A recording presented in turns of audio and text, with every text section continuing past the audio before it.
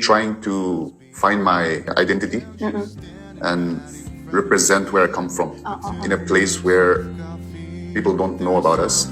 Fusing some two words, some two languages. So that way, I think that's how maybe people started to get to know me, who I am. Okay. That was quite a struggle. That my music, it speaks about love. It represents positivity. My people found me where I was. Do you have any plan of collaborating with our Tamanglong artists, especially who are singing in Rongmai, So sorry for not speaking in Rongmai. I have also sent hundreds of emails to festivals so that I can play there.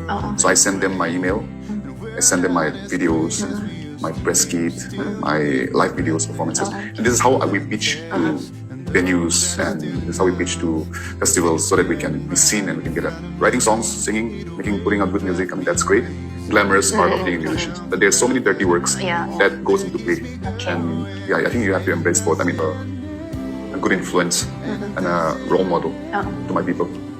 Being a good son to my parent, being a good husband in the future. I mean, these are all a part of my what I think success is. Do you want me to be honest? Yeah, or very honest. Should I sugarcoat it? No, R is mostly honest. Okay. It didn't work out that way, and I was disappointed. Okay. Say some few lines in Rongmai. The time has come. Anang Tazine.